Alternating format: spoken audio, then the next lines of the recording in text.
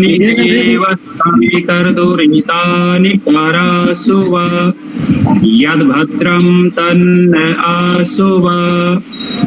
ॐ अग्नेयस्पथाराय अस्मान् विश्वानि देव वयुनानि विद्वान् युयोध्यस्म जुहुराणमेनो भूयिष्ठान्ते नमो विधेम। ॐ स्वस्ति न इन्द्रो वृद्धश्रवाः स्वस्ति नः पूषा विश्ववेदाः स्वस्ति नस्तारक्षो अरिष्टनेमिः स्वस्ति नो बृहस्पतिर्दधातु। ॐ शांति शांति शांति। प्रोफेसर कमल कुमार योगी जी, आप जी मेरी आवाज आपको आ रही है? हाँ बिल्कुल आ रही है। अच्छी बात। ओम ओम ओम प्रारंभ करूं? हाँ बिल्कुल कीजिए।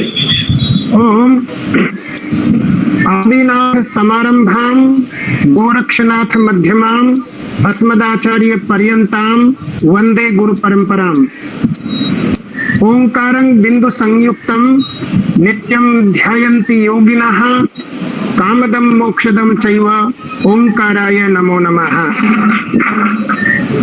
आज विश्व के ग्रंथों में विद्यमान ईश्वरीय तत्व के संदर्भ में इस सेमिनार के आयोजकों को सर्वप्रथम मैं अभिनंदन करता हूं और अपना वक्तव्य का प्राक कथन प्रारंभ करता हूं। ईश्वर शब्द को यदि हम वेदांग व्याकरण की दृष्टि से देखते हैं और समझते हैं तो ईश ऐश्वर्य धातु से वरच प्रत्यय होने पर ईश्वर शब्द की उत्पत्ति होती है और अशु धातु जिसका अर्थ व्यापक अर्थ होता है, अश्नुते व्यापनोति इति ईश्वरः। यहाँ अशु धातु से वर्ट प्रत्यय होने पर अश के एक उपधा को इत्त हो जाता है, उपधाया इत्त होने पर भी ईश्वर की सिद्धि होती है, ईश्वर शब्द की प्रक्रियात्मक सिद्धि होती है। तो हम ये दो अर्थ हमारे सामने व्याकरण की दृष्टि से ईश्वर शब्द के आए। पहला अर्थ है ऐश्वर्य, दूसरा अर्थ है व्यापक होना। तो ओंकार तत्व सर्वव्यापक है। हमारे आर्य समाज में ओंकार तत्व का सबसे ज्यादा ध्यान किया जाता है और ओंकार तत्व को ही ईश्वर का मूल स्वरूप माना जाता है। और ओंकार शब्द की व्युत्पत्ति भी व्याकरण शास्त्र से अव धातु से होती है, जिसका अर्थ होता है अवति रक्षति। इसमें अव के वकार को संप्रसारण हो जाता है, अव का अ रहता है। जब संप्रसारण होता है तो वह को उ हो जाता है, तो ए उ और दोनों का गुण करने पर ओ और फिर रूप सिद्धि करने तो ओम बन जाता है। तो इस प्रकार से तीन अर्थ हुए। ईश्वर शब्द के तीन अर्थ आर्य समाज की दृष्टि से, वैदिक दृष्टि से हुए। पहला अर्थ है ऐश्वर्य, दूसरा अर्थ है व्यापक, तीसरा अर्थ है रक्षा करने वाला तत्व। तो ये प्राण स्वरूप है, आत्म स्वरूप है और ये व्यापक स्वरूप है ईश्वर।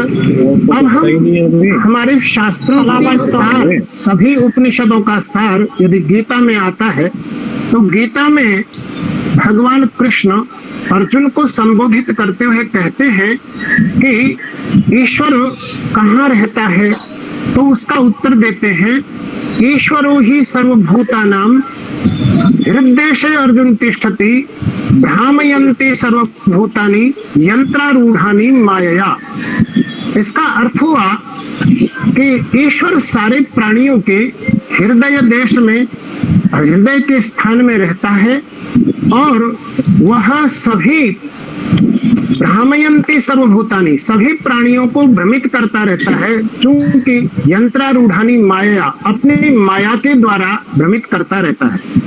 तो ये ईश्वर ब्रह्म तत्व है। ब्रह्म तत्व का भी व्यापक अर्थ होता है और ये माया से आवृत्त होता है। हम एक छोटा सा उदाहरण देते हैं। इन आचार्य जी ने, प्रोफेसर कमल योगी जी ने ये बतलाया कि ईश्वर भ्रमित करता है। ये सरासर गलत है। ईश्वर का काम भ्रमित करने का नहीं है। ईश्वर का काम सतपथ बतला दिया है। अब चलना न चलना, भ्रमित होना न होना, यह मानव का काम है। मानव अगर असत रास्ते पे चले तो वो अपने आप में भ्रमित है। परमात्मा क्यों भ्रमित करने जाएंगे? परमात्मा अगर भ्रमित करने लगेंगे तो परमात्मा पर दोष लगेगा, इसलिए परमात्मा का होना संभव नहीं है।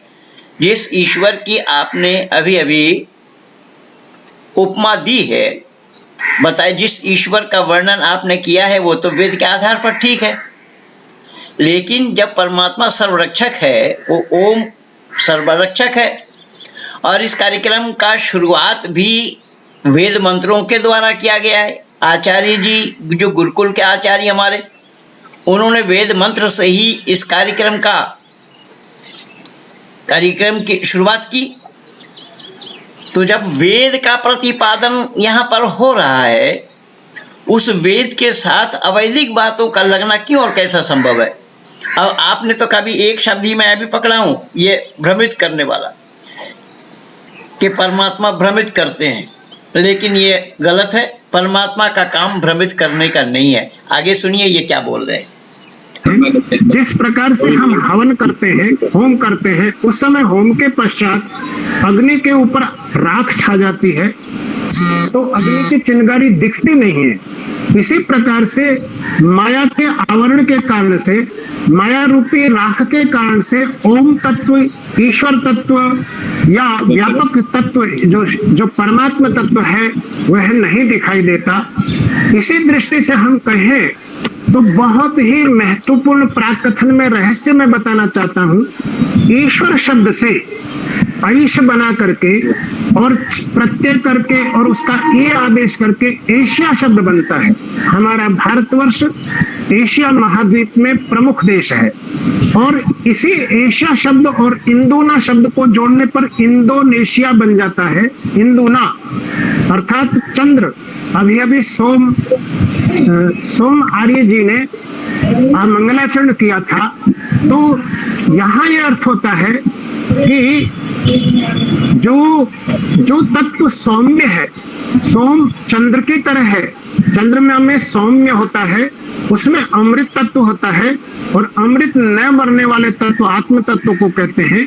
ईश्वर आत्म तत्व की तरह ही एक प्रकार से व्यापक तत्व है जिसको हम परमात्मा कहते हैं। परमात्मा का हम उदाहरण से एक महत्वपूर्ण रहस्य में समझाना चाहता हूं कि विवेकानंद जी के गुरुजी अध्यक्ष थे और एक विदेशी आकर के 6 घंटों तक व्याख्यान दिया कि ईश्वर नहीं है, गॉड इज नोवेयर, भगवान कहीं नहीं है। तो बाद में जब उन्होंने 6 घंटे में ईश्वर का खंडन करके अंत में परमहंस जी के पास में, रामकृष्ण जी के पास में चरण वंदना की, तो उन्होंने एक ही 2 वाक्यों में सारा 6 घंटे का व्याख्यान का खंडन किया। कहा ईश्वर की उपमा ईश्वर ही है, क्योंकि सागर की उपमा सागर है, आकाश की उपमा सागर है। क्या तुम सागर को नाप सकते हो इंची टेप से? क्या तुम आकाश को या ये अंतरिक्ष को नाप सकते हो? तो उन्होंने कहा नहीं। तो अंत में चरणों में वंदना करके कहा कि मेरा अस्तित्व आत्म तत्व का अस्तित्व है, तो ईश्वर का भी अस्तित्व है। तो उसने अंत में कहा कि गॉड इज नाउ हियर, अर्थात अपने हृदय की तरफ संकेत करते हुए कहा कि भगवान मेरे हृदय में विराजमान है। तो इस प्रकार से हम समझते हैं कि अब अमर शब्द, ये कितना गलत बात है। देखिए, अगर रामकृष्ण परमहंस देव ने ये कहा उस अंग्रेज को कि परमात्मा हमारे हृदय में है, तो फिर वो काली के पीछे भागते क्यों रहे? वही रामकृष्ण परमहंस देव नमाज क्यों पढ़ने चले गए? अगर वो ईश्वर को जानते होते। ये तो तोतापुरी ने बता दिया था, उनको जवाब दिया था, माँ माँ चिल्ला रहे थे वो। अगर ईश्वर को वो जानते होते कि हृदय गुफा में ही ईश्वर का निवास है, तो फिर वो काली के पीछे भागने का क्या मतलब है? ये बिल्कुल अवैदिक है। जब कार्यक्रम शुरू हुआ है वैदिक मंत्र से, तो वेद का प्रतिपादन होना चाहिए। अब परेशानी क्या है कि ये लोग जिन जिन मान्यता वाले हैं वो अपनी मान्यता रख रहे हैं, तो अपनी मान्यता वाले रख रहे हैं। हम अगर सच्चाई, वेद के सच्चाई, अपनी मान्यता उन पर प्रभाव नहीं डाल पाया, तो फिर इस कार्यक्रम का मतलब ही क्या हुआ? ही भगवान शंकर का वाचक है अमरनाथ, और अंग्रेजी में एडम कहा जाता है। आदिनाथ को एडम कहा गया है, और एडम आदिनाथ ही शिव ही कहलाता है, ईश्वर ही कहलाता है। इसका अर्थ हुआ कि एडम अंग्रेजी का शब्द गॉड की तरह है। और हम एक अपने मुस्लिम अपने मुस्लिम भाइयों के अल्लाह शब्द को भी ले लेते हैं। हमारे लघु सिद्धांत कौमुदी में ही अल्लाह अक्का अम्बा, अल्लाह शब्द को अम्बा का पर्यायवाची माना है, अर्थात भगवान शिव में से निकलने वाली भवानी शक्ति वही अल्लाह है, वही अक्का है। तो अल्लाह का मतलब अल्लाती, अल्लाती का अर्थ है अपने शिशु को प्रेम से पालित करने वाली शक्ति का नाम। देखिए इन्होंने कितना गलत बोला है, और बाकायदा इस्लाम का नाम लेकर के बोला है। और पहली बात तो उस शिव के लिए भी गलत बोला, एडम के लिए बोला। एडम ईश्वर को नहीं कहा गया है, आदम को कहा गया है। अच्छा, अब ये अल्लाह अक्का अम्बा जो ये संस्कृत के ही हैं बता रहे हैं, और इस्लाम वाले बोलते हैं, मुसलमान लोग बोलते हैं अल्लाह। और ये अल्लाह अक्का क्या है, उसमें जो संस्कृत वाङ्मय के आधार पर जो प्रमाण इन्होंने दिया है कि अल्लाह क्या है कि शिशु को पालन करने वाले। अब भाई अगर अल्लाह शिशु का पालन करने वाले होते, तो फिर पशुओं के गले में छुरी चलाने का हुक्म अल्लाह का क्यों कैसे होता? अन्य गैर मुस्लिमों को कत्ल करने का आदेश अल्लाह का क्यों और कैसा होता है? यह कुरान भरा पड़ा है। तो फिर कौन सा सही है? क्या आप कहना चाह रहे हैं? वेद मंत्र से कार्यक्रम शुरू हुआ, उसमें जो बोला गया है वो सत्य है, या आप जो बोल रहे हैं वो सत्य है, या मैं जो प्रमाण दे रहा हूँ वो सत्य है? इनका जवाब आपके पास। अगर शिशु का पालन करने वाले का नाम अल्लाह है, तो फिर वही अल्लाह जहाँ कत्ल करने का हुक्म दे, जहाँ पर कुर्बानी करने का हुक्म दे, तो वो पालन करने का होगा या हत्या करने का हुक्म देने वाला पालन कर रहा होगा? जबकि अल्लाह को पालक पोषक बतलाया गया, वो असत्य बताया गया। आइए मैं एक एक करके जवाब दे रहा हूँ। अल्लाह है तो अल्लाह, एडम और ईश्वर, परमात्मा, भगवान, ये सभी शब्द ईश्वर के वाचक हैं। अब हमारा शीर्षक है कि वैश्विक ग्रंथों में ईश्वर शब्द की मीमांसा, अर्थात ईश्वर तत्व की मीमांसा। तो हम वैयाकरण तो ईश्वर तत्व को शब्द ब्रह्म कहते हैं।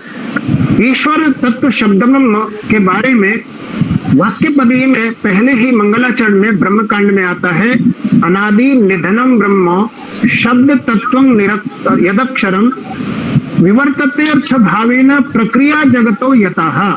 जिस प्रकार से मैं छोटा सा उदाहरण देता हूँ कि यदि वट वृक्ष का एक छोटा बीज देखें, उससे बच्चे से कहे बेटे इसमें क्या है, उसको तोड़ के वो देखेगा, कहा कि गुरुजी ये तो कुछ नहीं है इसमें तो, लेकिन कुछ नहीं से, शून्य तत्व से ही सब कुछ, जैसे शून्य की छोटी आकृति में बीज होता है वट वृक्ष का, कितना उसी बीज में कितना व्यापक बड़ा विशाल वृक्ष होता है। उसी प्रकार से ओम तत्व में, उसी प्रकार से ईश्वर तत्व में, उसी प्रकार से अल्लाह तत्व में, एडम तत्व में, गॉड तत्व में। गॉड का अंग्रेजी में हम 3 अक्षरों से विचार करते हैं। जी का अर्थ होता है जनरेटर ब्रह्मा, ओ का अर्थ होता है ऑपरेटर पालन करता विष्णु, और डी का डिस्ट्रक्टर अर्थ होता है जो संहार करता शिव है। तो इस प्रकार से हमने अनुभव किया कि ये जो ईश्वर तत्व है, देखिए इन्होंने अल्लाह को ईश्वर के साथ मिलाया है। ईश्वर प्राणी मात्र पर दया करना ये ईश्वर का काम है। और परमात्मा का स्वाभाविक गुण है। और अल्लाह यहाँ पर कुर्बानी का हुक्म दे रहे हैं, तभी वो ईश्वर के साथ मिला रहे हैं। अब यहाँ शिव को संहार करता बता रहे, जबकि शिव के मानी है कल्याणकारी। जब शिव कल्याणकारी है, आप संस्कृतज्ञ विद्वान हैं और आप शिव का अर्थ गलत बता रहे हैं। आपको ये बात सूझ नहीं रही है कि शिव के माने कल्याणकारी होता है और उसको संहार करता आप बतला रहे हैं। ये क्यों और कैसे हो रहा है संभव? ब्रह्म तत्व है, ब्रह्म में ब्रह्मण अपने व्यापक अर्थ की धातु से व्युत्पन्न होता है, उसमें मन प्रत्यय होता है, औणधिक मन प्रत्यय है। तो इस प्रकार से हमने एक मतलब अश धातु जिसका अर्थ व्यापक अश्नुते व्यापनोति अर्थ हुआ, अर्थात ब्रह्म तत्व ईश्वर तत्व संसार में सब जगह व्याप्त है। इस व्याप्त है इसका उदाहरण दिया जाता है कि ईश्वर कैसा है, कहाँ रहता है।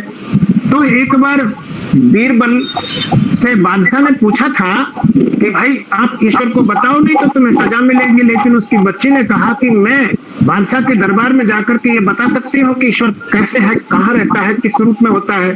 तो उसने बच्ची ने बोला कि ईश्वर आप दूध लाइए, उसमें मिश्री मिलाइए, और मिश्री पहले देखती है और बाद में दूध में मिल जाती है तो वो नहीं दिखती है। इसी प्रकार से यदि हम लवण का भी उदाहरण ले सकते हैं, लवण भी जल में मिश्रित हो जाता है, घुल जाता है। तो ये जो ईश्वर तत्व है, ब्रह्म तत्व है, अल्लाह तत्व है, एडम तत्व है, गॉड तत्व है, वो सब जगह, इसको गॉड को ओमनी प्रेजेंट गॉड भी कहा जाता है।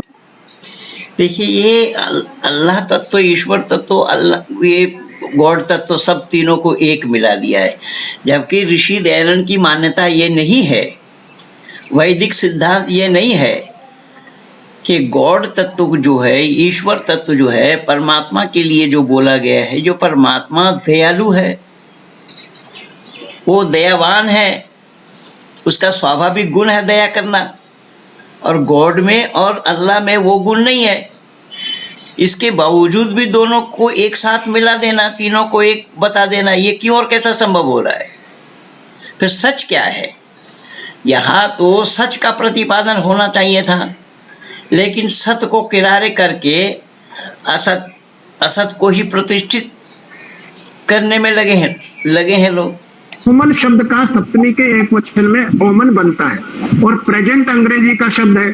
जो ओम में विद्यमान हो, अर्थात ओम में रक्षा शक्ति विद्यमान हो, उसी को हम लोग क्या कहते हैं? गॉड कहते हैं। जनरेटर, ऑपरेटर और डिस्ट्रक्टर होता है इसका अर्थ।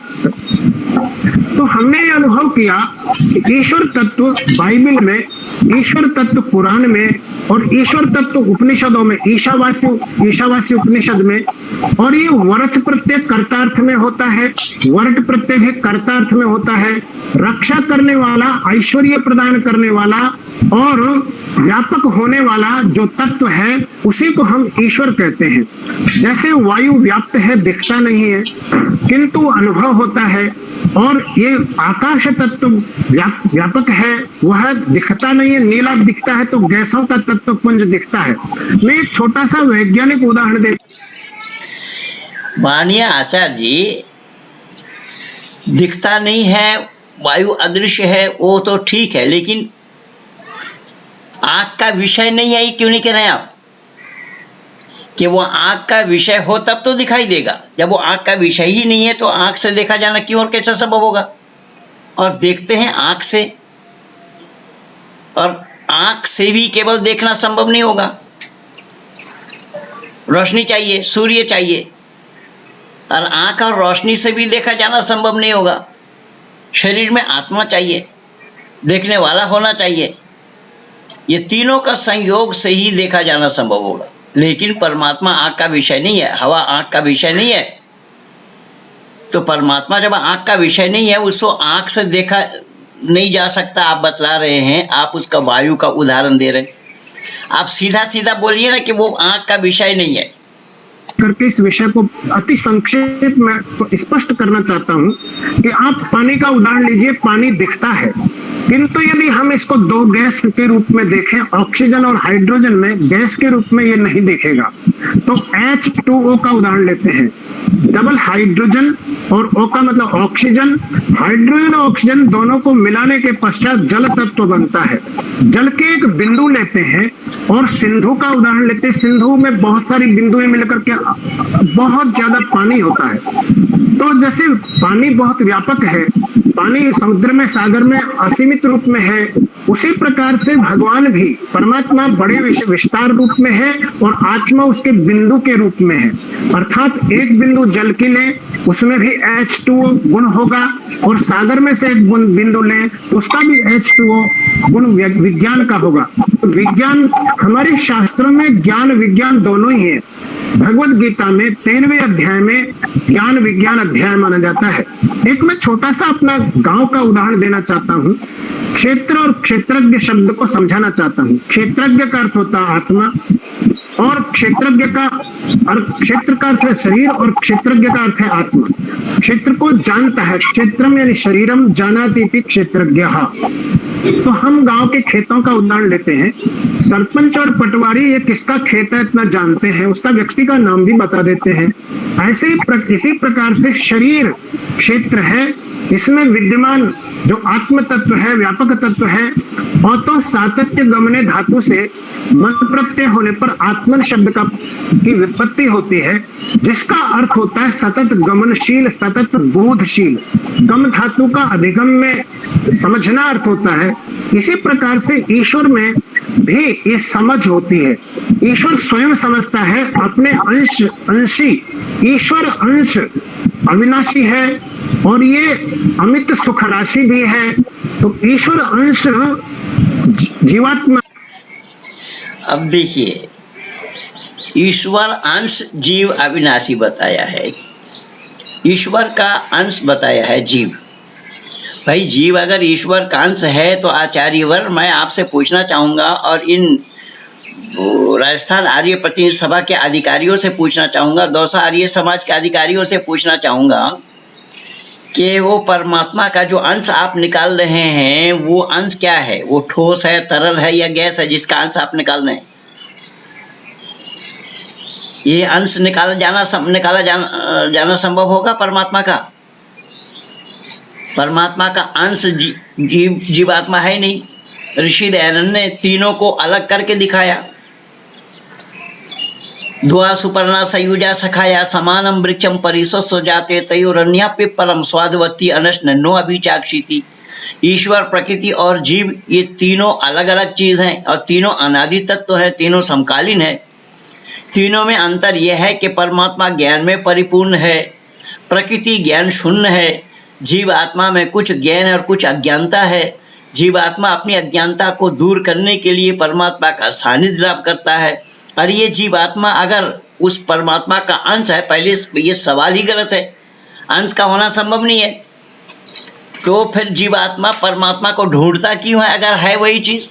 शंकराचार्य ने धोखा खाया इसमें, और ऋषि दयानंद ने अपने सत्यार्थ प्रकाश के 11वें समुल्लास में लिखा है कि अगर शंकराचार्य जैनियों को मात देने के लिए अगर ये बात उन्होंने बतलाई थी तो वो क्षम है। तो यहाँ अंश जीव का कैसे हो जाएगा? जीव परमात्मा का अंश कैसे हो जाएगा?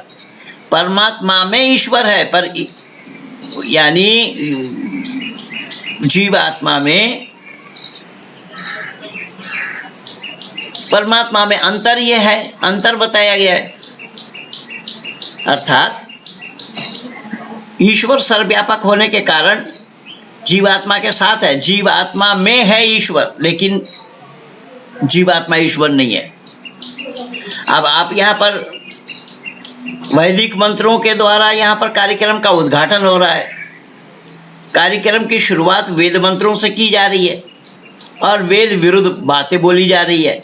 ये तो हिंदुओं की कमबख्ती है जो इनको सहन किया शंकराचार्य को। शंकराचार्य ने अहम ब्रह्मास्मि बोला, सो अहम बोला। अब शंकराचार्य नारी को नरक का द्वार भी बोल दिया। अब वेद में कहीं नहीं आया है, उसे शंकराचार्य मत का प्रतिपादन किया जा रहा है यहाँ पर, जिसको ऋषि दयानंद ने माना ही नहीं। ऋषि दयानंद ने वेद से प्रमाण दे दिया कि ये गलत है, वेद विरुद्ध है। और उस शंकराचार्य ने अहम ब्रह्मास्मि बोला, सो अहम बोला। तुलसी ने ईश्वरान जीव अविनाशी बोला।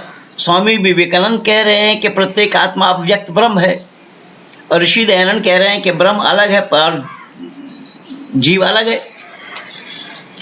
जब दोनों अलग है, दोनों का एक होना, दोनों का एक बतलाना, ये क्यों और कैसा संभव है? ये वेद विरुद्ध है, और वेद विरुद्ध बातों का प्रतिपादन हो रहा है। आर्य समाज, आर्य प्रतिनिधि सभा राजस्थान के द्वारा, सुन लो आर्य समाजियों, कान खोल करके, तुम्हारा आर्य समाज में क्या हो रहा है। आर्य प्रतिनिधि सभा राजस्थान और दौसा आर्य समाज के सारे अधिकारी इसमें संलिप्त हैं, और उन लोगों के सामने ये बात बोली जा रही है। मुझे तो लग रहा है कि ये तथाकथित आर्य समाजियों को कौन से इनको वहाँ अधिकारी बनाया, ये मैं नहीं समझ पाया। उस राजस्थान आर्य प्रतिनिधि सभा से मेरा संपर्क 1983 से रहा, जब प्रोफेसर छोटू राम जी प्रधान होते थे वहाँ। इसलिए मैं निवेदन कर रहा हूँ कि यह आर्य समाज का दुर्भाग्य है, जिन आर्य समाजियों के सामने ये सब वेद विरुद्ध बातें बोली जा रही है और ये लोग चुप सुन रहे हैं। तो क्या उद्देश्य था इस कार्यक्रम को बनाने का, ये मैं नहीं समझ पाया। वेद विरुद्ध बातों को औरों को सुनवाने के लिए लोगों को बुलाया गया था क्या? लोग जानना चाहते थे सच क्या है। कल माननीय वकील साहब, हमारे एडवोकेट बलराम राम जी ने बोला है इस बात को कि हम लोग तो सच सुनने के लिए आए भाई, हमने अपना समय लगाया सच सुनने के लिए, लेकिन सत्य के बजाय यहाँ पर असत का प्रतिपादन हो रहा है और आर्य समाज के लोग सुन रहे हैं। वहाँ पर जो गुरुकुल के आचार्य जिन्होंने इस कार्यक्रम की शुरुआत की, वो भी बैठे हैं वहाँ पर, लेकिन जुबान खोलने की हिम्मत किसी में नहीं है। सत्य इतना आसान नहीं है सत्य का प्रतिपादन करना। सत्य को प्रतिपादित करने के लिए जानकारी चाहिए सत्य और असत का, और साथ साथ हिम्मत होनी चाहिए। अब यहाँ अहम ब्रह्मास्मि कह दिया, हिंदुओं में चल गए शंकराचार्य, लेकिन इस्लाम में चलने वाला नहीं है। जिस अल्लाह अक्का अम्बा आप बोल रहे थे, इस्लाम में चलने वाला नहीं। इस्लाम में मंसूर हिल्लाज नाम का एक संत हुए हैं, उन्होंने यही कहा था, अनल हक, मैं वही हूँ। इतना कहने पर उसको कत्ल कर दिया गया। तो किस इस्लाम के साथ आपने जोड़ा है यहाँ है? आपको आता पता कुछ है नहीं, और गले में दुनिया भर का कंठी माला लगाए यहाँ बैठे हैं। अब शास्त्रज्ञ विद्वान हैं तो शास्त्र का कहना ये नहीं है न लिंगम धर्म कारणम, ना लिंगम धर्म कारणम शास्त्र में नहीं आया क्या कि धर्म के लिए बाहरी चिन्ह की कोई आवश्यकता नहीं है, और यह ताम झाम गले में लगा करके बैठे आओ। और शास्त्रज्ञ बता रहे हैं, शास्त्र का शाह भी नहीं जानते हैं। मैं तो मैं तो बैठते ही बोला कि खुली चुनौती है, आर्य समाज व्यवस्था करे, और ये जितने भी बुलाए गए हैं पैनलिस्ट, सबको बुलाए और मेरे साथ डिबेट कराए, सब धराशायी हो जाएंगे। वेद के सामने कोई टिक नहीं पाएगा। इसलिए सुनिए आगे ये क्या बोल रहे हैं। उसका यह सुखात्मक अर्थ भी होता है। अत सातत्य गमन का मतलब सतत सुख देने वाला तत्व हमारे शरीर में जब जब आत्म तत्व है तब तब सुख की अनुभूति होती है, ये हम सब अनुभव करते हैं। तो इस प्रकार से हम परमात्मा सुख देने वाला है, आत्मा सुख अनुभव करने वाला है, किंतु ये तो द्वैत हुआ। शंकराचार्य जी ने ये सारे ग्रंथों का, विश्व के सभी करोड़ों ग्रंथों का सार केवल 2 चरणों में श्लोक में बताया। उन्होंने स्वयं ने कहा क्या कहा कि श्लोकार्धेन प्रवक्ष्यामि यदुक्तं ग्रंथ कोटिशः सत्यं ब्रह्म जगन्मिथ्या जीवो ब्रह्मैव न परः। ब्रह्म सत्य। शंकराचार्य कहाँ गलत बोल रहे हैं? शंकराचार्य को कोट कर रहे हैं, ब्रह्म सत्य जगत मिथ्या बोल दिया है। और खड़ा कहाँ है? अरे अकल के दुश्मन, जगत में खड़ा होकर के जगत को मिथ्या बोलना है? न मालूम कैसे पढ़े लिखे लोग हैं ये, कैसे आचार्य हैं, कैसे संस्कृतज्ञ विद्वान हैं। और इस असत को ऋषि दयानंद ने खोला है, शंकराचार्य को धोया है ऋषि दयानंद ने। तुम लोगों को अकल नाम की कोई चीज नहीं है। ब्रह्म सत्य जगत मिथ्या, ब्रह्म सत्य है इसमें कोई संदेह नहीं, लेकिन जिस जगत को तुम मिथ्या बता रहे हो उस जगत में ही तो खड़े हो, जगत से बाहर हो क्या? जिस जगत में खड़े हो उस जगत को मिथ्या बता रहे हो। अरे मिथ्यावादी तुम ही लोग हो, झूठे हो, झूठे। इसलिए वेद के सामने ये सब बातें चलने वाली नहीं है। और ये सारे आर्य समाज के लोग बैठ करके सुन रहे हैं इस असत को। अब इससे ज्यादा क्या बताया जाए, आगे सुनिए क्या बोल रहे हैं। को कहा गया है। और सत्य क्या है? सत्य हितम इति सत्यम। विद्यमान जीवों का, प्राणियों का हित ही सत्य होता है, और सतत जो हितशील है वही सत्य है। और सत्यम शिवम, शिव कल्याणकारक है। सुंदरम, सुंदर तत्व हमेशा प्रकृति में परिवर्तित होने के कारण से इसको भी अमर माना गया है। तो इस प्रकार से हम अनुभव किए हैं कि अमर तत्व भी मरणशील जो नहीं है वो भी अमर तत्व भी ईश्वर तत्व है।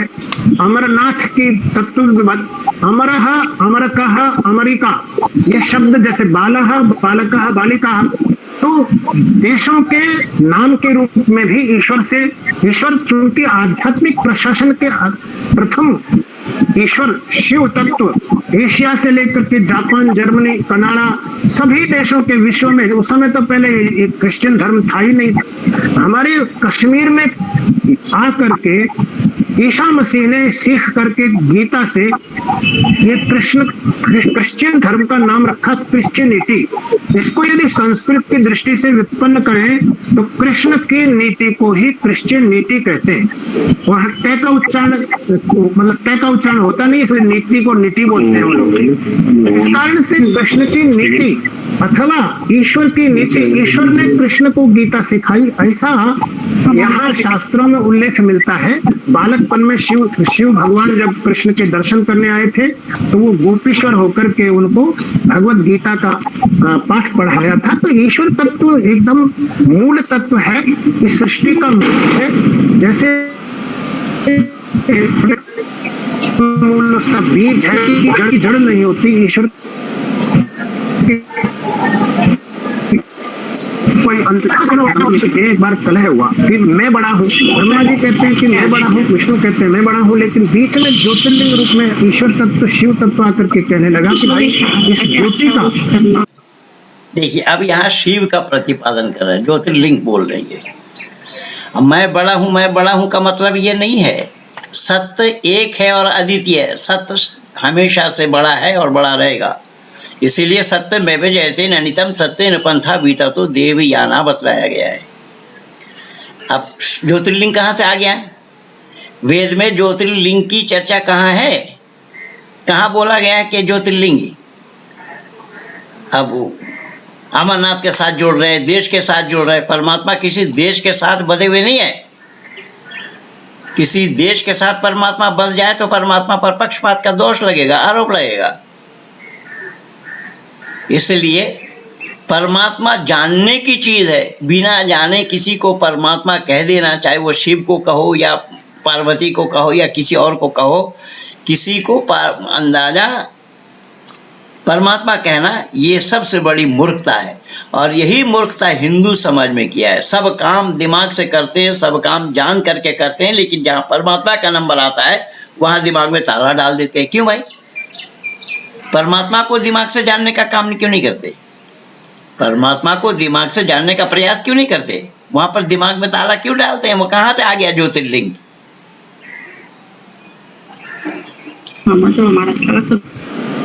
ऊपर के छोर को तो आप जाओ ब्रह्मा जी, नीचे के छोर को विष्णु देख के आएगा।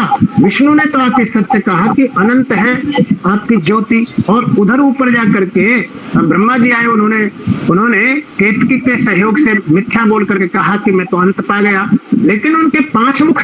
अब देखिए ये ब्रह्मा जी के लिए कह रहा है, ब्रह्मा जी मिथ्या बोल करके कह गए। अब इन अकल के दुश्मनों को क्या बतलाया जाए? इनको मालूम ही नहीं है कि ब्रह्मा है कौन। जिस ब्रह्मा के लिए बताया जा रहा है कि ब्रह्मा ने मिथ्या बोला, ये देवी देवताओं का काम है, ये ऋषि मुनियों का काम है मिथ्या बोलना। और तुम जैसे नकली लोग हैं थे क्या वो लोग जो मिथ्या बोलेंगे? इन्होंने कहा कि ब्रह्मा ने मिथ्या बोला। थे ब्रह्मा जी के। एक मुख मिथ्या बोलने, असत्य बोलने वाले को काट दिया भैरव का रूप अवतार लेकर के। तो तात्पर्य ये हुआ कि असत्य का हमारे भारतीय परंपरा में और संसार की परंपरा में कहीं पर भी स्थान नहीं है। जो अब देखिए, असत्य की परंपरा में, असत्य को हमारी भारतीय परंपरा में, वैदिक परंपरा में कहीं पर स्थान नहीं है। और अब तक पूरा व्याख्यान असत्य पर ही हुआ आपका। आपने सत्य कहाँ बोला? कौन सा सत्य आपने बोला? मैं तो सारा एक एक करके जवाब दिया, रोक रोक करके जवाब दे रहा हूँ। जब असत्य की परंपरा नहीं है, वैदिक संस्कृति में असत्य चलने वाली नहीं है, और फिर उसी वैदिक परंपरा में आप असत्य को प्रतिपादित भी कर रहे हैं, तो ये गलत है ना। दोनों विरोधी, परस्पर विरोधी बातें कैसे होना संभव होगा? ट्रूथ है, truth and beauty are immortal. सत्यम शिवम सुंदरम का अर्थ होता है, सुंदर का अर्थ है ब्यूटी, और सत्य का अर्थ है ट्रूथ, और शिव का अर्थ है अमर होना। तो truth and beauty are immortal. तो एक प्रकार से अमर है, इसीलिए हमारे शास्त्रों में न मरण धर्म, जो आत्म तत्व है, उसका ऐक्य भाव माना है। तो उन्होंने कहा कि सत्यम ब्रह्म जगन मिथ्या। ब्रह्म तो सत्य है, जगत मिथ्या है, झूठा है। देखिए, ब्रह्म सत्य जगत मिथ्या का प्रतिपादन कर रहे हैं। अब ऋषि दयानंद ने यही चीज तो दिखाया है कि जगत अगर मिथ्या है, जगत में खड़ा है, और जहां पर खड़ा है उसको मिथ्या मान रहा है। ये कौन सी अकलमंदी की बात है? और जहां तक इन्होंने ये प्रतिपादन किया ईश्वर अंश जीव अविनाशी, के सब ब्रह्म है, सब ब्रह्म है। ऋषि दयानंद के जीवनी को पढ़िएगा, वहां पाएंगे ऋषि दयानंद ने एक जो ये कहने वाला था उसके गाल में तमाचा लगाया। उन्होंने बोला, स्वामी जी आपने मुझे प्रहार किया है। स्वामी जी ने फौरन जवाब दिया, भाई मैंने कहाँ प्रहार किया? आप ब्रह्म है, मैं भी ब्रह्म हूँ, तो ब्रह्म ब्रह्म से मिला है। ये बात वहीं कट गई। स्वामी दयानंद के सामने किसी को खाता खोलने नहीं दिया ऋषि दयानंद ने, और वही ऋषि दयानंद की बनाई हुई संस्था का नाम आर्य समाज है। अब ये आर्य समाज के लोग आर्य समाज में क्या कर रहे हैं, दुनिया को क्या सूचना देना चाहते हैं, दुनिया को क्या संदेश देना चाहते हैं, दुनिया को क्या बतलाना चाहते हैं, आप लोगों के नज़र के सामने है। सबका एक साथ मैं बनाऊंगा नहीं, मैं पार्ट पार्ट में बनाऊंगा। ये सबसे पहला वीडियो, सबसे पहला बोलने के लिए वहाँ पर मंगलाचरण और जो वक्तव्य प्रोफेसर कमल जी ने दिया है, योगी जी ने, इसी एक पार्ट ही मैं रख रहा हूँ। और जितने लोग वहाँ पर बोले हैं सबको बोलने के साथ साथ मैं अपना जवाब आप लोगों को देता जाऊँगा, और अंतिम में जो मेरा व्याख्यान हुआ है उसका भी वीडियो आप लोगों को मैं दूंगा। मैं एक पार्ट आप लोगों को वीडियो के रूप में आज यहाँ प्रस्तुत कर रहा हूँ। मरणशील है, मिथ्या है, किंतु जीवो ब्रह्मैव न परः। जीव तत्व हर प्राणी में होता है और बैक्टीरिया के रूप में हर कण कण में विद्यमान होता है। उस जीव तत्व को ही ब्रह्म कण में विद्यमान होता है। देखिए, पहले तो इन्होंने बोला ही था, फिर उसका पुनरावृत्ति कर रहे हो, और ये कह रहे हैं कि ईश्वर का अंश है जीव। ईश्वर का अंश जीव होना संभव नहीं है। वेद में ही मना किया है। वेद में कहा कि ये तीन चीज अलग अलग है, ईश्वर, प्रकृति और जीव। तीनों में फर्क क्या है वो भी बताया है। हम सब में ईश्वर हैं, लेकिन हम सब ईश्वर नहीं है। ऋषि दयानंद ने साफ शब्दों में इसका प्रतिपादन किया है कि हम सब में परमात्मा है, लेकिन हम सब परमात्मा नहीं है। यानी हम में और परमात्मा में अंतर है, भेद है। ये दोनों चीज अलग अलग है। जब दोनों चीज अलग अलग है, फिर दोनों को एक बतलाना, इससे बड़ी मूर्खता दुनिया में और क्या है। ये दोनों को एक बता रहे, और यही मान्यता शंकराचार्य की रही, यही मान्यता तुलसी की रही, यही मान्यता विवेकानंद की भी रही, यही मान्यता का प्रतिपादन यह आर्य समाज के अधिकारियों के सामने किया जा रहा है। मुझे तकलीफ इस बात से है, हमारा बाप का कोई बिगड़ेगा नहीं, मेरा भैंस भी किसी ने नहीं खोला है। मैं इसलिए बोल रहा हूँ कि आर्य समाज की जन्मदाता महर्षि देव दयानंद हैं, और राजस्थान आर्य प्रतिनिधि सभा के माननीय प्रधान जी के द्वारा ये कार्यक्रम वहाँ पर संचालन करता उनको लिखा है। दौसा आर्य समाज के मंत्री जी का नाम लिखा है। तो आर्य समाज के लोग इन अवैदिक बातों को दुनिया के सामने में रख करके दुनिया वालों को क्या सूचना देना चाहते हैं? ऋषि दयानंद के मंतव्यों को उनके ऊपर लागू करा पाए? ऋषि दयानंद के मंतव्यों को इन लोगों को बता पाए आप लोग? ऋषि दयानंद के मंतव्यों का उजागर आप लोग कर पाए? ये तो उन्हीं का ही सुन रहे हैं जो वेद विरुद्ध है। ऋषि दयानंद ने जिसका विरोध किया है, ऋषि दयानंद ने जिसको मना किया है, उसी का ही प्रतिपादन आप लोग कर रहे हैं। इसीलिए मैं आप लोगों से निवेदन कर रहा हूँ, मैं एक एक करके जितने लोग वहाँ पर बोले हैं सब लोगों का रिकॉर्डिंग इसी तरीके से मैं आप लोगों के सामने प्रस्तुत करूँगा जनता जनार्दनों के बीच, और जनता ही निर्णय लेंगे कि सत्य ऋषि दयानंद की विचारधारा है, जबकि ऋषि दयानंद की निजी कोई विचारधारा भी नहीं है। ऋषि ने साफ साफ लिखा है, ब्रह्मा से लेकर के जमनी पर्यंत तक ऋषियों के जो उद्गार हैं मैं उसी का ही प्रतिपादन करना चाहता हूँ। अलग कोई मत या पंथ चलाने का लेश मात्र भी अभिप्राय मुझ में नहीं है। अगर कोई मत या पंथ चलाना होता तो आज विश्व में इतने मत चले हुए हैं, मैं किसी एक मत का अनुयायी जरूर होता। ये मंतव्य ऋषि दयानंद के हैं, ये वक्तव्य ऋषि दयानंद के हैं, और ऋषि दयानंद के उसी मिशन के अधिकारियों के द्वारा ये अवैदिक बातों का प्रतिपादन किया जा रहा है। अब दुनिया वाले विचार करेंगे इस पर कि आर्य समाज को ये लोग कहाँ ले जाना चाहते हैं, ऋषि दयानंद की विचारधारा पर किस तरीके से ये लोग मनमानी ढंग से ऋषि दयानंद की हत्या करने में लगे हैं। ये मैं आप लोगों तक पहुंचाना अपना परम कर्तव्य समझ करके आप लोगों तक अपनी बातों को पहुंचा रहा हूं। धन्यवाद। एक का जवाब मैं दिया हूं इस वीडियो में।